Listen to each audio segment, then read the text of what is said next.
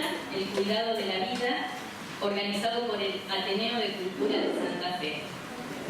En esta oportunidad nos convocamos nuevamente en torno a la bioética, proponiendo una mirada interdisciplinaria a los aspectos éticos, científicos y legales de las intervenciones sobre la vida humana.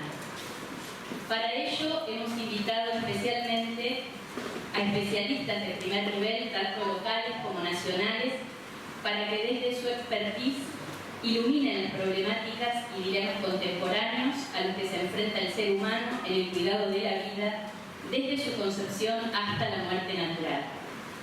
Queremos agradecer, en primer lugar, a las instituciones y empresas que adhieren y apoyan esta iniciativa de formación del Ateneo de Cultura.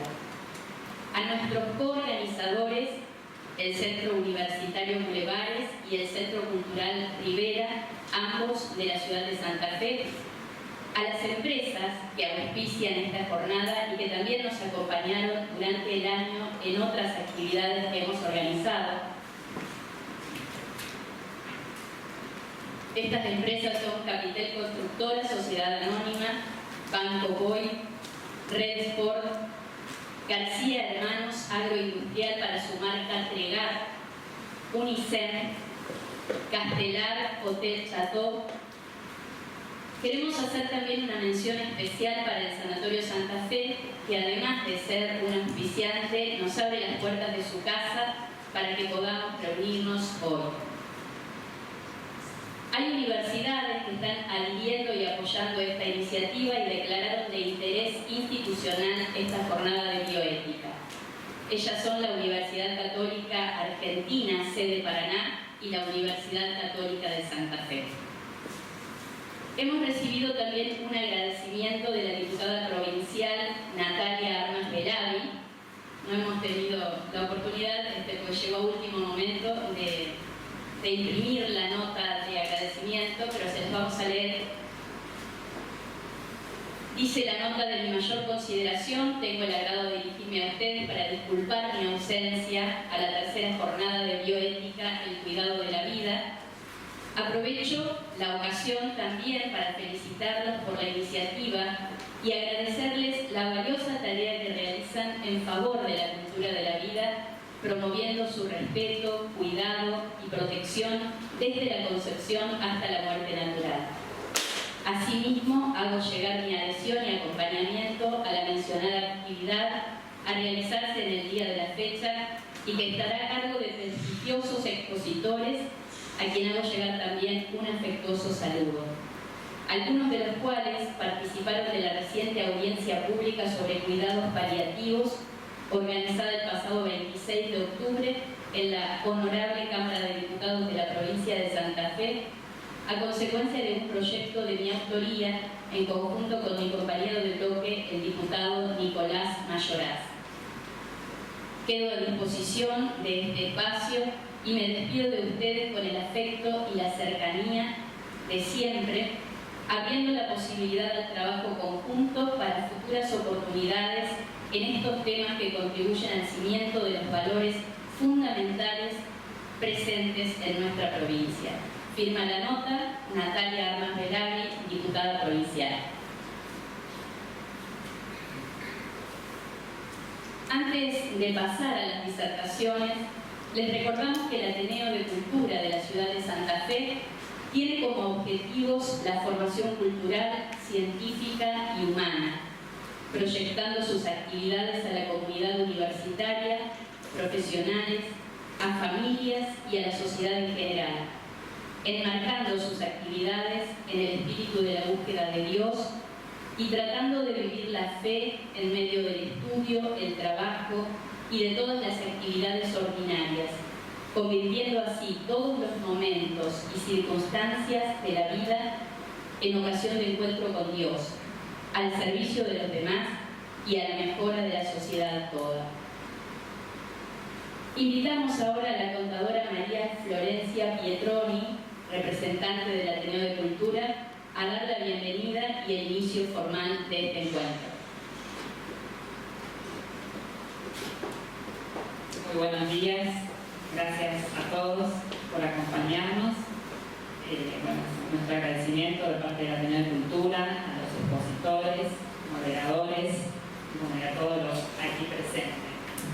Gracias por aceptar esta invitación de participar de la tercera jornada de bioética, el cuidado de la vida, primera edición presencial luego de 2 anteriores que organizamos de manera virtual dadas las restricciones.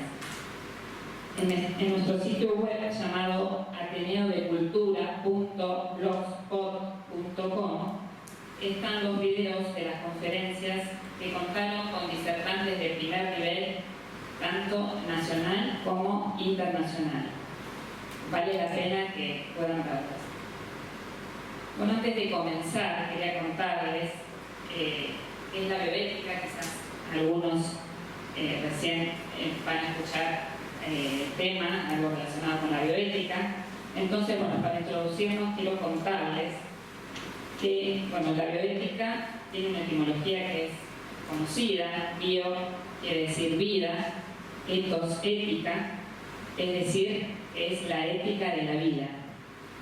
Hay numerosas definiciones de bioética, nos quedamos con una que es bastante actual, de la doctora Elena Postigo, que es filósofa y profesora de la Universidad Francisco de Vitoria de Madrid. La bioética es el estudio sistemático e interdisciplinar de las acciones del hombre sobre la vida humana, vegetal y animal, considerando sus implicaciones antropológicas y éticas. Esta disciplina, que nace hace un poco más de 50 años, nos propone reflexionar sobre las implicancias éticas de las acciones del hombre sobre toda vida, para poder evaluar sus efectos en la persona que la realiza, en el sujeto que los padece y en las generaciones futuras. La bioética es interdisciplinar, reúne conocimientos de ciencia, de ética, de derecho, de filosofía, de teología, de economía y otras disciplinas que en un diálogo conjunto ponderan nuestros actos para ver si realmente llevan a la humanidad al progreso. El Papa Francisco, en su intención de oración del mes de marzo pasado, nos pidió rezar para dar respuesta cristiana a los retos de la bioética y cómo acompañar el progreso. Los invito a ver juntos ese libro, es muy cortito.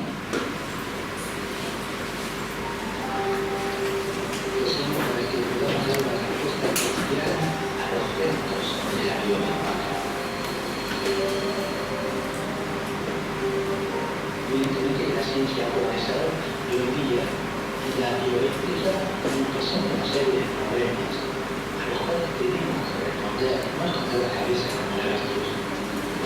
Las aplicaciones biotecnológicas deben usarse siempre basándose en el respeto de la dignidad humana. Por ejemplo, no se puede tratar los servidores humanos como material desechable, de descarte. En esta cultura de descarte también entra en eso, no se puede, extendiendo así esa cultura que hace tanto daño. Dejar que las ganancias económicas condicionen la investigación biomédica.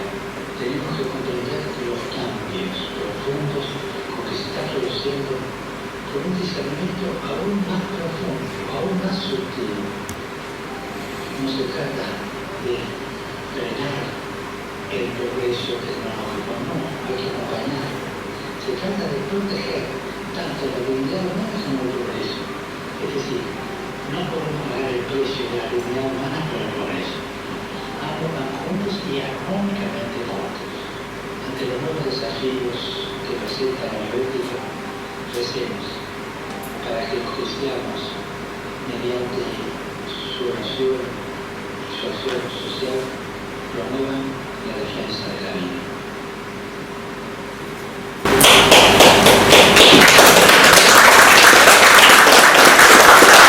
Como dice el Papa, no se trata de frenar el progreso tecnológico, no, hay que acompañarlo, pero no podemos pagar el precio de la dignidad humana por el progreso.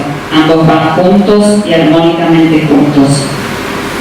Dimos a llamar esta jornada el cuidado de la vida, y prestigiosos expositores abordarán temas relacionados al cuidado de la vida humana vulnerable, tanto en el inicio y en el final de la vida, como así también cuando padece enfermedades críticas.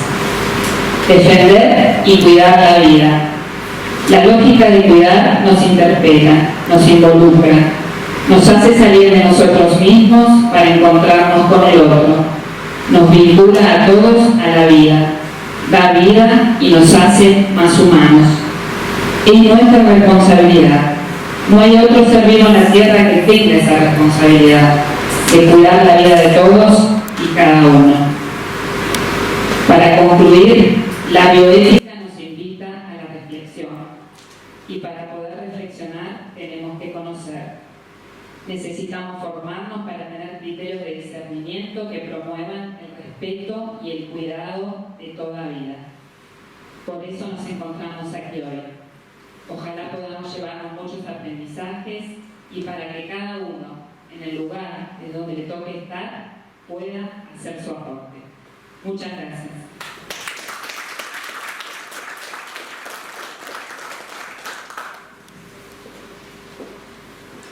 Bueno, agradecemos a María Florencia y antes de comenzar les vamos a recordar algunas pautas para tener en cuenta en el desarrollo de estas conferencias. La duración de cada una será aproximadamente de 30 minutos más unos 15 minutos destinados a responder preguntas. Si hay más consultas posteriormente, las haremos al final en los paneles previstos para cada bloque, a fin de respetar los tiempos para que la jornada siga su desarrollo normal y no atrasar a los demás expositores, finalizando en el tiempo previsto. También les sugerimos que para aprovechar mejor la jornada silencien sus celulares. Damos inicio entonces a la jornada con la primera conferencia titulada Decisiones relativas al tratamiento médico en el final de la vida de una persona, a cargo del doctor Germán Calabrese y con la moderación del doctor Alejandro Toibero, a quienes les pedimos que tengan a bien acercarse, decía el guión, pero ya están acá sentados con nosotros. Bueno, muy bien, bienvenidos. El doctor Alejandro Toibero es médico por la Universidad Nacional de Rosario, tiene una especialización en clínica médica, cuidados paliativos y tratamiento del dolor, es maestrando en cuidados paliativos por la Universidad del Salvador, es médico coordinador del Instituto de Oncología San Jerónimo, director médico de cuidados paliativos domiciliarios en Domus San Jerónimo SRL, y es el doctor Toibero quien nos presentará al doctor Germán Calabrese. Hola a todos, buen día. Bueno, gracias por la introducción y lo presento a el doctor Germán Calabrese, médico especialista en cardiología, cardiología y medicina legal. Es diplomado en la sección primaria en la enfermedad cardiovascular de la Universidad de Barcelona, miembro de la Asociación Argentina de Cardiología, de la Sociedad de Cardiología de Rosario y la Federación Argentina de Cardiología. Es también vocal del Consejo de Cardiología de la Sociedad Argentina de Cardiología, del Instituto Cardiovascular de Rosario, miembro del Comité de Bioética del Instituto de Investigaciones Clínicas de Rosario y además docente. Entre otras cosas, también padre. Bueno, gracias y damos comienzo. Buenos días, bueno, muchas gracias por la presentación, por la invitación y bueno, a ustedes por estar acá en este día, a esta hora, y bueno, escuchando a alguien que en realidad lo escuché al Papa recién hablar del progreso y se me vino un poco hacia la mente las palabras de un santo doctor, el doctor Giuseppe Moscati, que decía que el progreso consistía en revisar continuamente lo que aprendemos. Así que bueno, como esto no pretende ser un monólogo, sino un diálogo, así que quien quiera detener la charla y preguntar, cuestionar o incluso disentir, lo puede hacer abiertamente. Vamos a charlar más que a exponer. Como ustedes ven acá, adelante, vamos a hablar de las decisiones cuando tenemos la chance Y Dios quiera, yo siempre pido eso, ¿no? Que saber cuándo va a ser se acerca el final, uno a veces tiene que arreglar cuentas. Así que llegamos al final, la vida es como un camino y llegamos a veces al ocaso de la vida y muchas veces tenemos que tomar una decisión, como cuando estamos así en una situación, un camino trifurcado. Y como ustedes ven ahí en la imagen, tampoco sabemos cuál es el final de los 3 caminos que se nos plantean. Entonces, a veces las decisiones pasan por información incompleta con la cual contamos. Me gusta porque uno de los caminos al final lleva a una luz,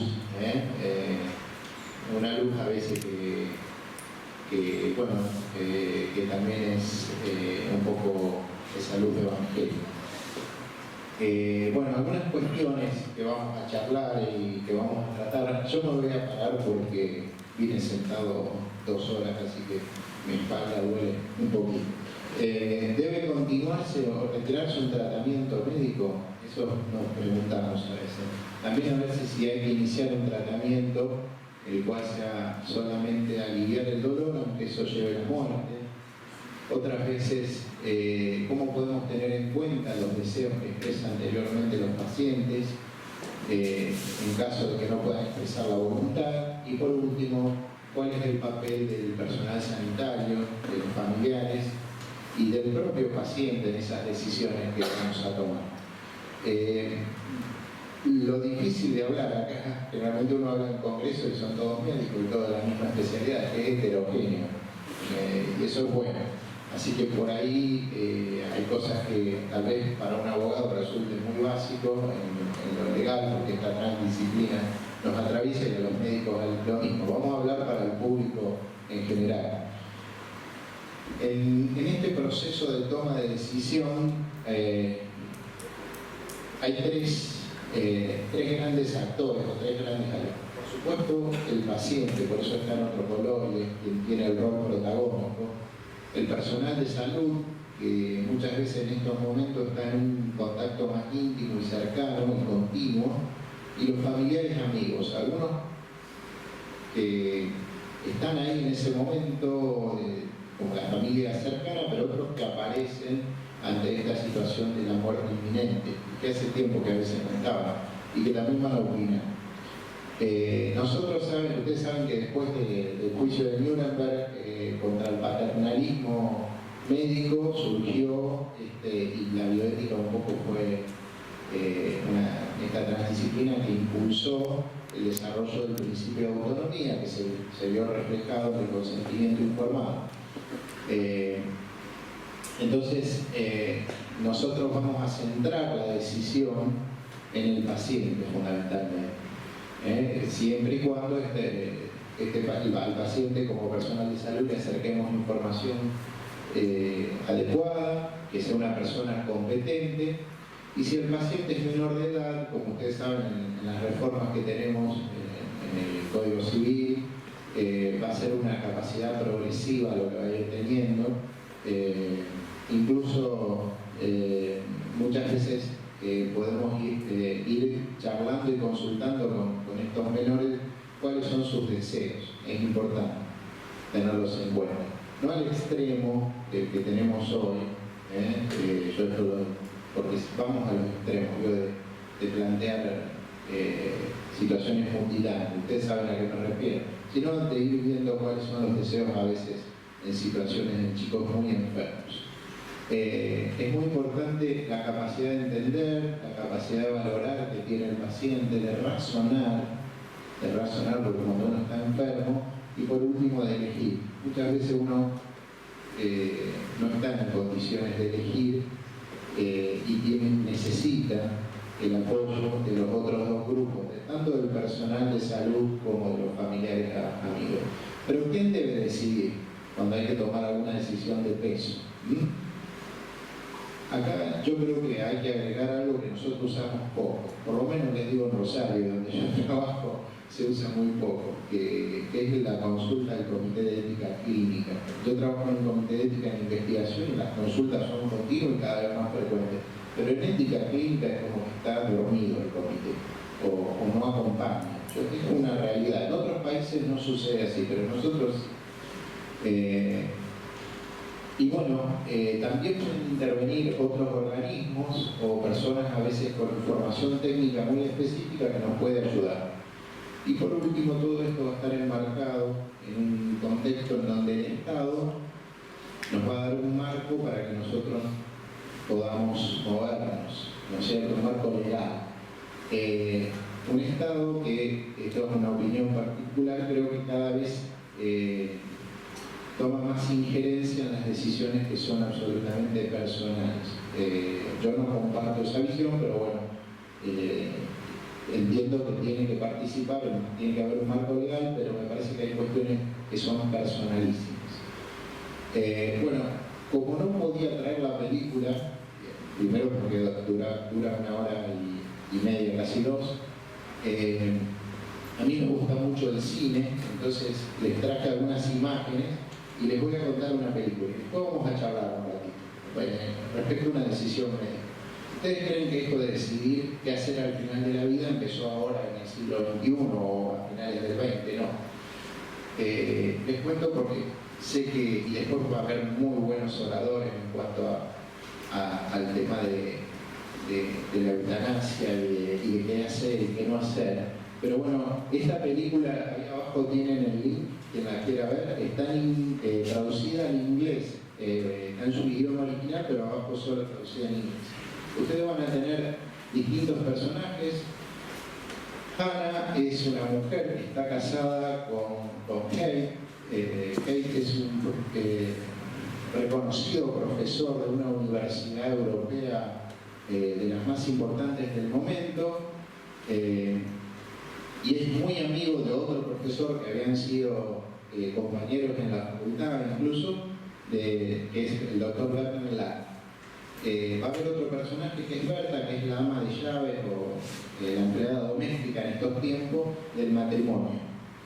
Lo que sucede es que la película empieza brevemente, yo se las cuento, en una reunión social, o sea, son médicos que tienen conocimiento de la situación, en un matrimonio que se quiere mucho. Y Ana empieza tocando el piano y le empieza a fallar el dedo meñique. Entonces comienzan las consultas y se termina diagnosticando una esclerosis múltiple. Esta película tiene 80 años más o menos. Yo veo caras, creo que algunos ya la vieron. Vamos a tratar de mantener la incógnita para que no la vean. Entonces ella va avanzando en su enfermedad, no había tratamientos como los hay hoy, fíjense el contexto, y en un momento hace el planteo, dice, le plantea a su médico, que es el amigo del esposo, que le dice, en este momento, esto es textual, lo saqué de la película. En este momento dice, no siento que vaya a morir, pero no quiero morir más tarde con mi cuerpo reducido a poco más que una piltrafa. Por favor, dice, prométame que me ayudará antes de que llegue ese momento. Y Hannah entonces plantea, y ahí se introduce el término que usan hoy, este término que usan de muerte digna, se introdujo en esta película. Ahora vamos a ver quién la produjo. Entonces, bueno, entra la investigación. Imagínense, el mejor amigo entra a consultar a todos los centros de medicina de Gris. ¿Y qué plantea? Esto se plantea al médico que la atiende y le dice, yo soy tu mejor amigo, pero también soy médico, le dice. Y como tal, sirviente de la vida. La vida se debe preservar a cualquier costo. O sea, no quiere terminar con la vida de la esposa de su amigo, el doctor Bernard Ladd. Entonces entra la figura de un sacerdote en la película, en el cual plantea la situación de que dice, ¿acaso, esto también es textual de la película, no quiere decir que sea así, ¿acaso no ha dado Dios al hombre la razón? Pregunta el párroco. Fíjense cómo van usando imágenes, médicos, para ir distorsionando sacerdotes, esposas. La dignidad humana, dice, debe consistir en la capacidad de decidir el momento oportuno para la propia muerte. Es lo que plantea la película. Entonces Hannah le insiste a Thomas, al esposo, y le dice, la enfermedad va avanzando, ustedes la van viendo en la película cómo se va deteriorando, y dice, tienes que ayudarme, dice, quiero seguir siendo tu Hannah hasta el final. No quiero convertirme en otra cosa que sea sorda, ciega y idiota. Dice, no lo soportaría. Thomas, si de verdad me quieres, y ahí va el condicionante, prométeme que me librará de eso de antemano. Entonces hay una escena de la película en la cual una vez que Hannah le plantea esto al esposo, el esposo va a una habitación, toma uno de los medicamentos que utiliza habitualmente para el dolor, y antes de se lo inyecta, entra en la otra habitación, hay una música muy dulce en la película, y antes de morir Hannah le dice a su esposo, me siento tan feliz, dice, desearía estar muerto. La muerte está llegando, Hannah, le dice el esposo, que es médico, ¿no? Thomas. Y ella muere mientras ambos se declaran el amor por última vez. Y acá, bueno, es el momento más sentimental de la película. Pero la película no termina acá. La película sigue, entonces el ama de llaves, que se la plantea como una mujer corta en su capacidad de análisis, intelectualmente limitada, o sea, se muestra esa imagen, le avisa al médico que la venía atendiendo, que era el amigo del esposo, que que había sucedido esto, que lo había visto. Entonces, este médico lo denuncia a su amigo. Primero entra en un dilema moral, si denunciarlo o no, si era lo correcto o no. Lo termina denunciando y, bueno, va a juicio, a un juicio en el cual van sucediendo los distintos testigos en la película, van contando lo que sucede, pero en un momento de la película, y casi al final, cuando está en el estrado, en el banquillo de los acusados, es como que se da vuelta, el acusado pasa a acusar al resto de la sociedad. Entonces dice, yo los acuso, dice, a los jueces y a los doctores por su rígida adhesión a las normas morales, que dejan de servir a la gente. Juzgarme, dice, sea cual sea el veredicto, vuestro juicio será una señal para todos los que están en una situación como la mía. Dice, sí, yo confieso, maté a mi mujer incurablemente enferma, pero fue a petición suya. Esta es la película. La crítica de la prensa dijo que fue suave, amorosa y conmovedora. En todos los países de Europa fue así. Y el director dijo que era un documento de la humanidad en un tiempo inhumano. Acá están todos la dirección. Ahora viene la pregunta para el auditor. ¿Alguien la conoce? Ya vieron el título, pero ¿saben en qué año se produjo? ¿Tienen idea? Veo todas las caras como que no. Bueno, les cuento sobre todo para los que plantean los proyectos de ley de eutanasia, de bioética. Este fue el señor que propuso hacer la película, es un médico traumatólogo, no tengo nada contra mis colegas.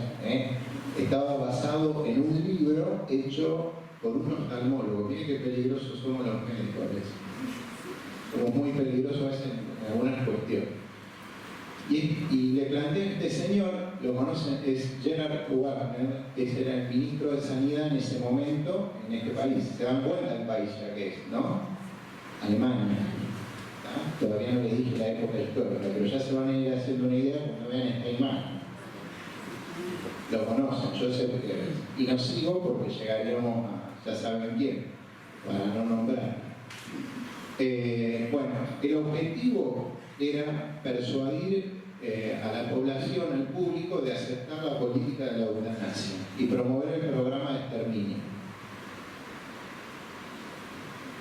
El mensaje era, el Estado debe asumir la responsabilidad por la muerte involuntaria de enfermos terminales y discapacitados mentales. La muerte tiene que aparecer como un acto de amor y compasión, como ayuda a una muerte digna. Cualquier similitud con la actualidad es a propósito, no es casualidad. Y el informe del Servicio de Seguridad de la se dijo que la película fue recibida favorablemente por la mayoría de los alemanes y por la mayoría de los médicos. Se aceptaron el argumento. Ahora vamos a ver que los argumentos eran supuestamente humanitarios. Y acá se acuña el término muerte a petición. ¿Por qué les contesto? En realidad es la primera vez que muestro esto. Yo siempre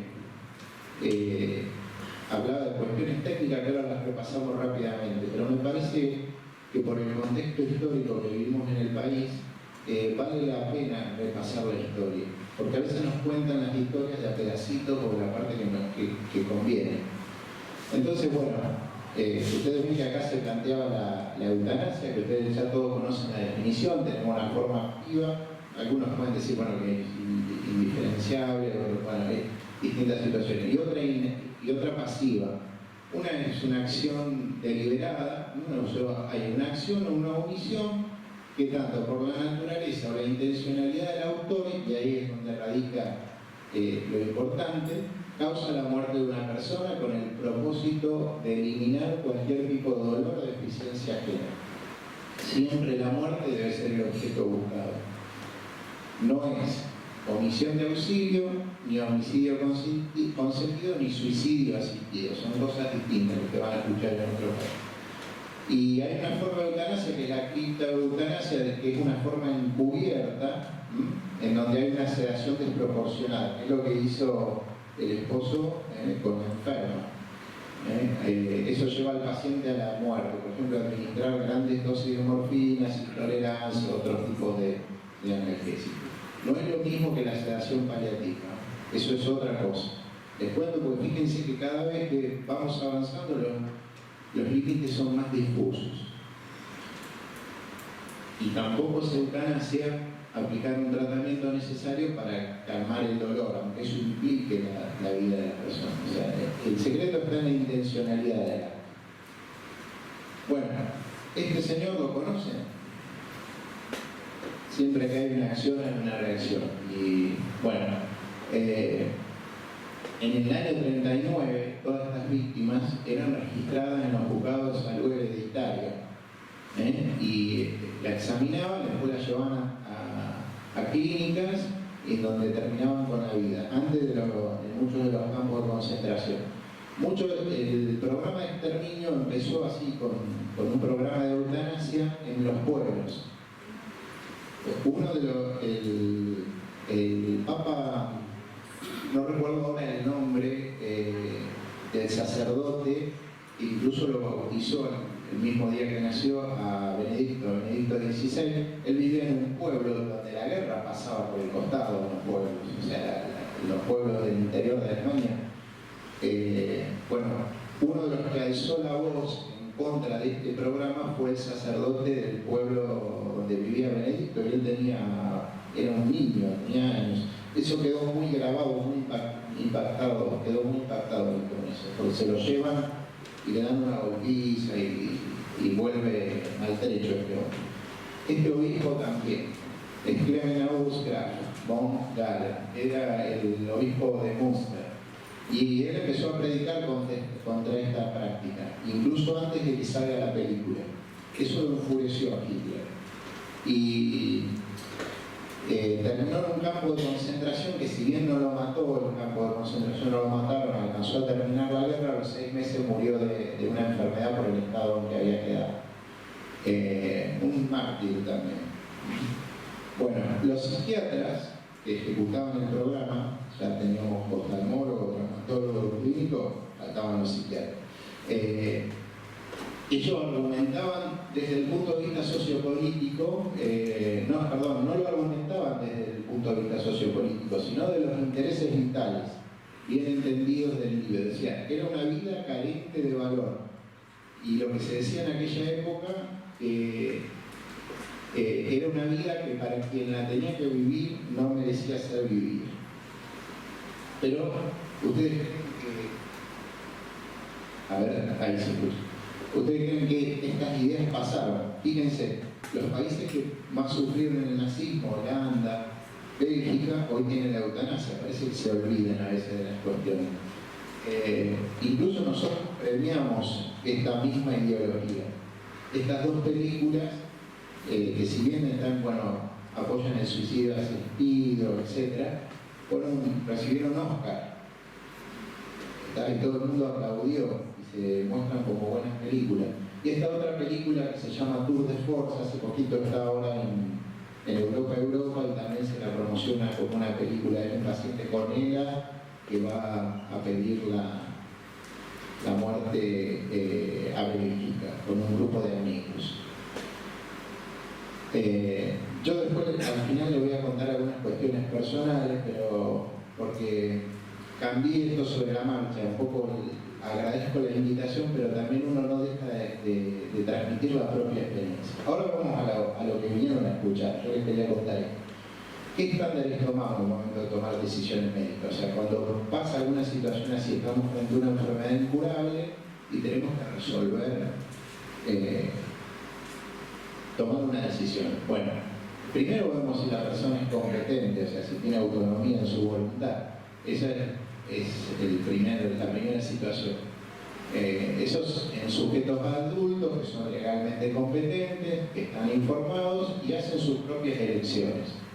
Siempre y cuando eso no dañe ni viole los derechos de otros. Hay otra forma de autonomía pura o precedente que son las directivas o anticipadas, también llamadas testamentos vitales.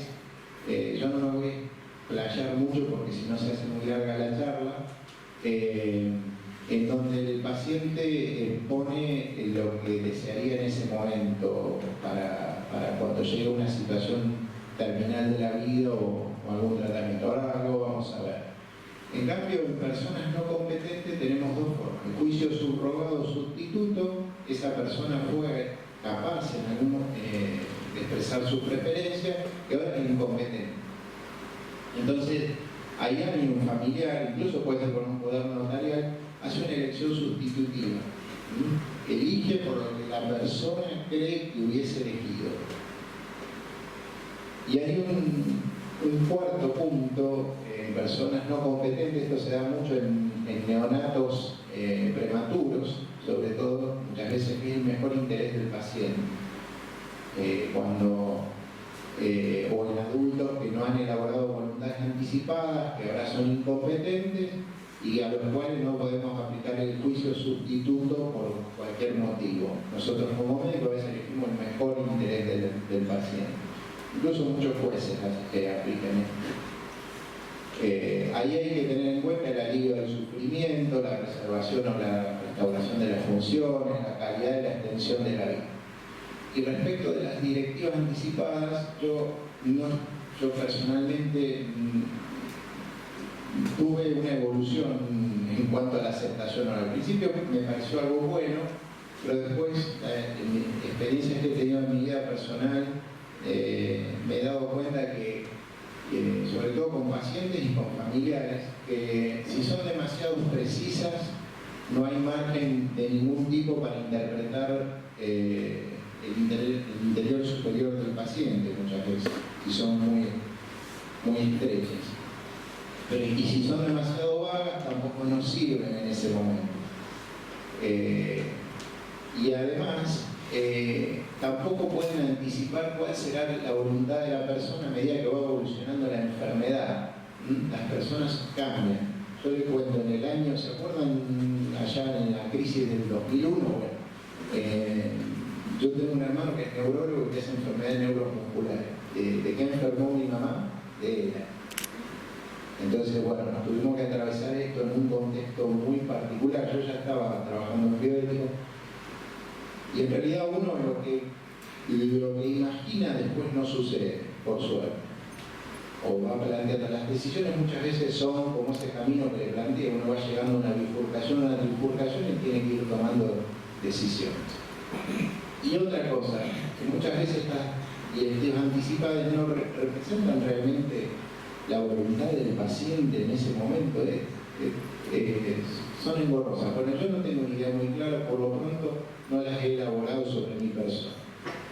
Bueno, vamos a hablar de los métodos de diagnóstico y terapéutico que son los que usamos los médicos. Ustedes saben que lo primero que hicimos fue dividirlo, como hacemos los médicos, clasificamos. En realidad esto no lo hicimos los médicos, pero lo adaptamos. Entonces, lo dividimos en ordinarios y en extraordinarios. Dijimos que eran ordinarios aquellos que usamos en determinadas circunstancias que, por la condición física, moral y espiritual, se pueden emplear con cierta esperanza de un beneficio proporcionado a la eventual carga que vamos a imponer. Y todo lo contrario, o sea, en aquellos en que no hay una esperanza cierta de un beneficio proporcionado, son aquellos que son extraordinarios. Entonces, los ordinarios, por ejemplo, nos dan esperanza de obtener un beneficio, son medios que se usan habitualmente, según el estado de vida de la persona, y que no son difíciles de conseguir. Los extraordinarios, dijimos, son los que tienen alguna imposibilidad, que necesitan un gran esfuerzo, que son muy duros, dolorosos, costosos, o incluso que tiene terror el paciente ante el empleo. Eso también hay que tenerlo en cuenta. Pero, ¿qué pasa? La medicina avanza cada vez más rápido y muchas tecnologías o medios que son ordinarios, que son extraordinarios, pasaron a ser ordinarios. Entonces esto también es un concepto evolutivo y aparece un término ahí que lo vamos a ver, la palabra proporción, proporcionado, que no es lo mismo que ordinario y extraordinario. Los médicos, cuando ofrecemos un tratamiento, y esto es competencia de los médicos, ni del legislador, ni del paciente, nada, es nuestro. Cuando tomamos una decisión, por eso acá entra el personal de salud, tenemos que ver que lo que indicamos sea útil, o sea, que esté bien indicado, que sea correctamente aplicado y que alcance un resultado previsible. Yo tengo un paciente en edema de pulmón en la unidad coronaria y voy a hacer diurético, está bien indicado, lo tengo que inyectar de forma correcta y voy a esperar que mejore esa situación. Ahora, muchas veces un medio que es útil, por ejemplo también una quimioterapia que resulta útil, puede estar bien indicada, puede estar correctamente aplicada, pero no empieza a alcanzar el resultado. Tal vez esta quimioterapia, acá el doctor me puede corregir porque yo no trabajo en esta área, pero esa quimioterapia después de ser efectiva. Estuvo bien indicada, está correctamente aplicada, pero ya no alcanza el resultado que nosotros esperábamos al principio. Y por último, la futilidad de un tratamiento se define porque en realidad un tratamiento en su futilidad no necesita ser ofrecido ni iniciado. O sea, no hay que ni empezar. Muchas veces se inicia igual. Desde la aplicación no hay beneficios y no puede esperarse que alcance situaciones fisiológicas. Estos son los términos que ustedes van a ver como médicos, podemos decidir si aplicamos o no. Y para eso usamos algunos criterios, también para evaluar las utilidades de un tratamiento. Si es útil, si tiene una actividad terapéutica fisiológica, qué pronóstico tiene la enfermedad, tanto cuantitativamente como cualitativamente, el beneficio en términos del tratamiento de la enfermedad de base, de las intercurrencias, de los síntomas y del soporte vital.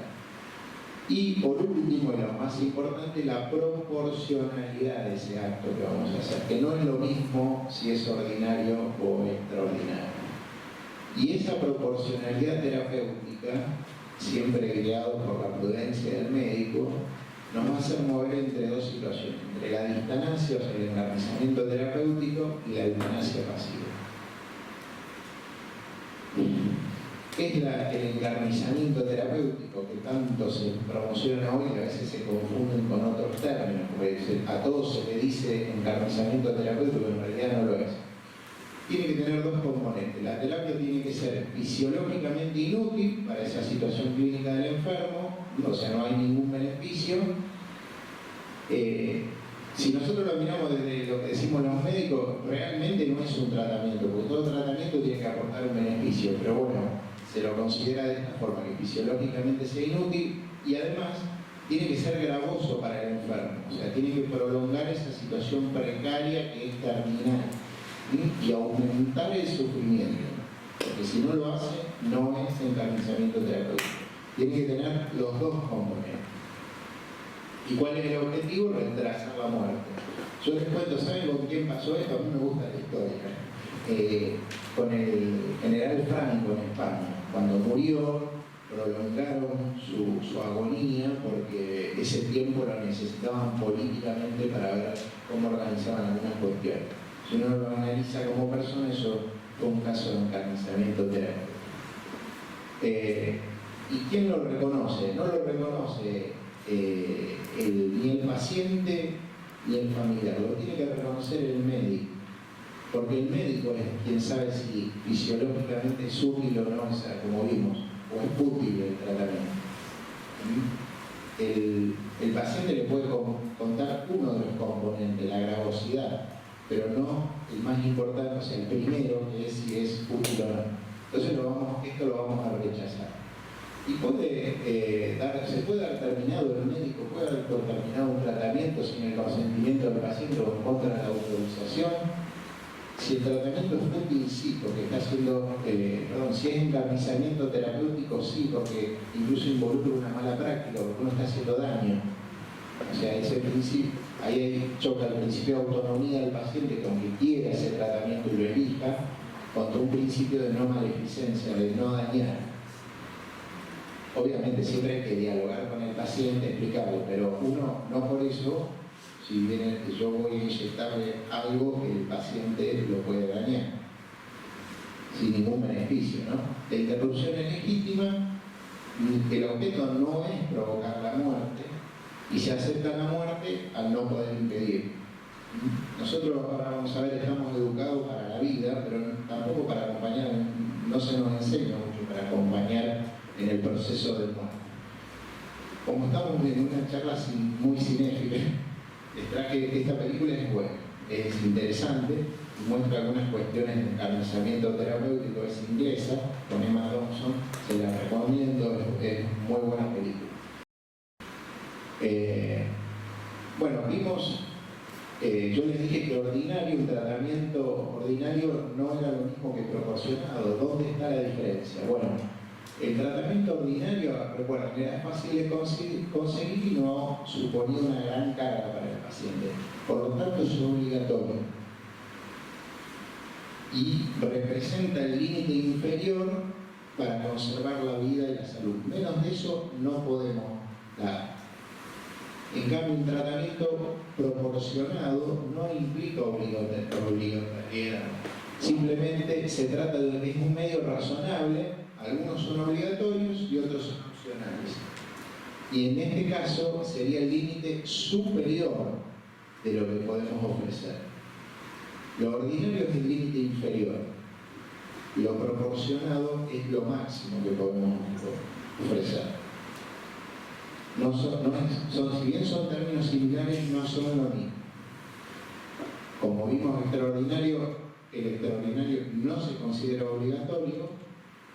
No quiere decir que no sea lícito su uso, y el juicio sobre estas situaciones es de carácter prudencial, o sea, por lo tanto particular. Lo que yo les decía antes respecto de cuando uno empieza a hacer lista, el Estado empieza a hacer lista de que sí, que no, empezamos a tener estos problemas. El tratamiento desproporcionado, no hay proporción entre beneficios y el peso, por lo tanto no es razonable utilizarlo. Y la diferencia que tiene con un tratamiento en cuanto a si es útil, es que produce beneficio. O sea, si bien tiene baja eficacia, es muy poco probable que mejore, y tiene altos inconvenientes, sigue existiendo un pequeño margen de beneficio en el tratamiento desproporcionado, que no tiene la futilidad de otro tratamiento. O sea, desde el comienzo es totalmente inútil el otro tipo de tratamiento. Se entiende la diferencia, los dos hacen daño, pero el tratamiento desproporcionado tiene una mínima posibilidad, mínima, de beneficio. Y ustedes les negarían, ahora vieron, por ejemplo, se enferma uno de sus hijos de manera súbita y tienen una mínima posibilidad, negarían un tratamiento, aunque sea desproporcionado. Si tiene mínima, no. Yo no se lo negaría, pero bueno, habría que ver también las cargas, etc. Y muchas veces un tratamiento que empieza siendo proporcionado y se vuelve ineficaz y uno empieza a persistir en su uso, esa persistencia hace que no pase a ser desproporcionado a algo que realmente servía en un comienzo. Lo mismo que pasaba con algo ordinario y extraordinario. ¿Y qué criterios usamos de proporcionalidad? Tenemos dos tipos de enfoques. Les voy adelantando, como dice ahí abajo, yo me inclino por la perspectiva basada en la persona, si bien no tenemos que dejar de tener en cuenta lo que enfocamos en base al tipo de tratamiento. Cuando miramos qué tratamiento le vamos a dar, para ver la proporcionalidad tenemos que ver fundamentalmente qué dificultades tenemos para emplearlo, qué riesgo comporta, qué costo tiene y qué resultado va a tener. En cambio, basándonos en la persona, se le da menos trascendencia a los costos, a los riesgos y a las dificultades y se enfoca más en el proyecto de vida, en el plan de vida del paciente, en lo que quiere y en lo que no quiere. Y sobre todo en la gravosidad física. O sea, cuidamos al paciente para la vida, que es lo que nos enseña, pero también lo cuidamos para la muerte. Un comentario es de un notable papel. Cada vez como sociedad es una observación en las grandes ciudades. Yo soy de un pueblo muy pequeño. En los pueblos la vida y la muerte está más palpable. Yo les digo por qué. Porque se celebran los nacimientos, uno sabe quién nació, los casamientos, hay velorios, uno ve de chico, entonces tiene una conciencia real. En las ciudades los velorios están escondidos y eso parece algo malo. En realidad uno toma conciencia de la propia muerte, de la finitud, lo que nos hace seres humanos. Bueno, se sustituyen las funciones del cuerpo en cuanto entonces cuando nos vamos a la perspectiva basada en el tipo de tratamiento, tenemos uno de los criterios que se usa también es sustituir o no, si ese tratamiento sustituye o no las funciones. ¿Qué es sustitución? Que no es lo mismo que terapia sustitutiva. Sustitución es la terapia asume una función de un determinado órgano y participa en la unidad del organismo. Por ejemplo, el trasplante de riñón. El riñón que nosotros se implanta forma parte del cuerpo. Y la terapia sustitutiva solo se hace cargo de esa función que está afectada, sin que sustituya el órgano. El mismo ejemplo, en la misma línea es la diálisis. ¿Y qué diferencia entonces, después de analizar todo esto, hay entre la negación de aplicar un tratamiento desproporcionado de la eutanasia pasiva? Porque ustedes dicen, bueno, ¿cuál es la diferencia? Y está en la intencionalidad del médico que actúa. Y seguimos siendo nosotros, fíjense, en decidir si un tratamiento es útil, inútil o útil, y en la intencionalidad de lo que hacemos. Más allá de que se lo quiera sacar a veces de ese rol al médico en donde ya no decide nada. Pero seguimos centrados en el paciente, más allá de eso, porque se trata de una noción ética donde está por medio de la salud de un enfermo, que es un bien, y es necesario utilizar el concepto referido a personas y no solo a los medios que usamos. Por eso les decía que yo me inclino por la perspectiva basada en la persona enferma. Muy rápido porque tengo poco tiempo, le estoy pasando, pero ya terminamos. ¿Cuánto tiempo? 3 minutos, bueno, ya terminamos. Le pregunto, ¿continuarían con un tratamiento desproporcionado que es ilícito? Y la otra pregunta era si interrumpirían un tratamiento desproporcionado que es un acto moralmente ilícito, aunque provea la muerte pronta del enfermo.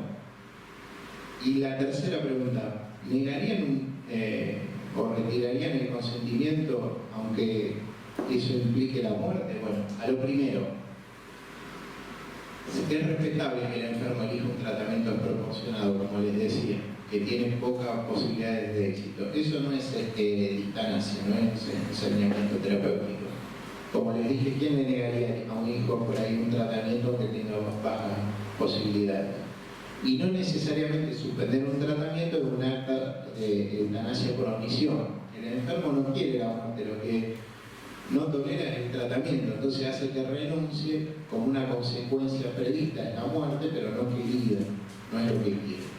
Y acá a mí me gusta, yo lo traigo a este Santo Papa, que en realidad en esta encíclica habla de la eutanasia, que esto mismo debe distinguirse de la decisión del ensañamiento terapéutico. O sea, cuando la muerte es inminente e inevitable, la renuncia, dice, a medios extraordinarios o desproporcionados, no equivale al suicidio o a la eutanasia, expresa más bien la aceptación de la condición humana de la muerte. Bueno, no es lo mismo suspender o no iniciar un tratamiento que, como les dije, la eutanasia pasiva. Y esto para terminar. Una de las cuestiones que más se plantea es si la nutrición, la hidratación y la asistencia respiratoria, que es para otro capítulo, constituyen o no un tratamiento.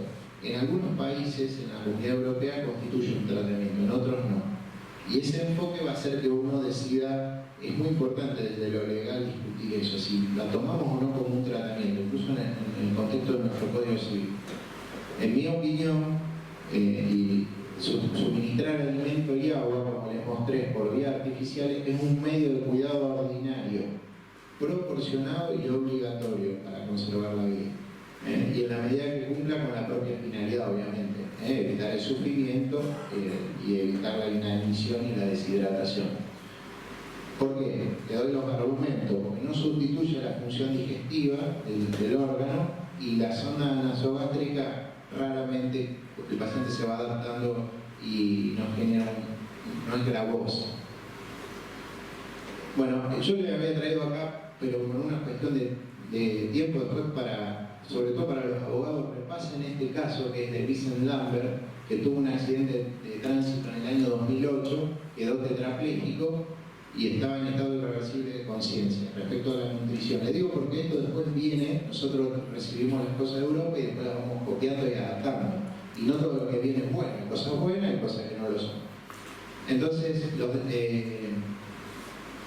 el médico que lo atendía plantea retirar la nutrición y la alimentación. Entonces, bueno, eso era contrario al Estado francés. El artículo 2 habla del derecho a la vida en el Convenio Europeo de Derechos Humanos. En el 2014 ese juicio termina y el Estado francés, sobre distintos elementos, pero fundamentalmente en la pericia técnica médica, elaborada por un comité, declara que es legítima la decisión del médico de suspender la alimentación y la hidratación. Este caso es muy importante en el derecho comparado. Y eso se eleva al Tribunal Europeo de Derechos Humanos y el tribunal, yo se lo resumo, termina avalando esa decisión de retirar la alimentación y la hidratación. El asunto es el caso de Lambert contra Francia. Después, en otro momento, cuando haya más tiempo, lo podemos discutir, es muy interesante. Esta es la sociedad actual. Ya termino, es la penúltima. ¿Cuál es el fin de los que nos plantean? Yo tengo una hija adolescente, tengo un hijo de 11 años y otro de 8. El fin último es pasarla bien, o al menos sentirse bien. Prendan la tele, salgan a la calle y es lo que se nos plantea en todos lados. ¿Cuál es el deber moral más elevado? Es optimizar el mundo. Hay que incrementar la cantidad de sensaciones placenteras todo el tiempo. Y lo relevante es cómo la persona está. El famoso saludo, ¿todo bien? ¿Está todo bien? No importa, lo importante es lo que uno vive. Y se pone en la misma pirámide al hombre con las plantas y los animales. Vieron que hay un amor desmedido, yo la titulo distorsión del afecto. Yo tengo una perra, una labrador, pero entiendo que es un perro. A veces hay una distorsión del afecto entre los animales y el hombre. Nosotros somos, Dios nos puso en la cima de la creación, no a la misma altura. Bueno, el hombre no es más que un portador de ciertas situaciones del Estado. Eso para la sociedad actual. Pero viene este momento, esto llega. Por más que le demos la espalda, en algún momento nos toca. En esa situación, ¿qué plantea la sociedad actual? En ningún caso tenemos que estar en una situación displacentera. El sufrimiento hay que alejarlo, cualquiera sea el costo, incluso la vida de la persona, no importa. Lo importante es el placer, no la vida. Y esto, para terminar, yo les pregunto a ustedes, al final de la vida, ¿qué es lo que más desean? Yo les plantearía, yo elegiría los cuidados paliativos, va a haber una charla. Los cuidados paliativos, bueno, ya lo van a explicar, algunas dimensiones y el objetivo principal es dar una mejor calidad de vida al paciente a través de la atención activa, o sea, una presencia activa, no se lo abandona. Y esto me pareció brillante. Esto está en un pequeño librito que escribió un año antes de morir Juan Pablo II, después él lo mostró, lo que escribió, hizo como el Señor, lo que dijo, después el Señor lo demostró en el Calvario y Juan Pablo II lo demostró en su enfermedad. Dice, no se puede considerar la muerte como un acontecimiento calculado y programado, porque pierde el auténtico significado. Y con esto terminamos. Insisto con estos proyectos, y por eso quería hablar. Acá discutimos ética, vamos a discutir ética, no leyes, cuando discutamos eutanasia. Hay tres tipos: la de la convicción, de los resultados y de la responsabilidad. Vamos por la primera, por la sacralidad de la vida, y yo estoy a favor no de la penalización, o sea, penalizar la eutanasia. No de los resultados, donde se habla de calidad de vida, del valor del respeto de la autonomía por encima de la propia vida. Esto es lo mismo que pasó aunque es el otro extremo, con la ley del aborto sucede lo mismo. Está la autonomía, está por encima de la vida. Y tampoco en esta cuestión casi de Pilato de la ética de la responsabilidad. O sea, hay que tomar una postura firme frente a la defensa de la vida. Bueno, nada más, en blanco.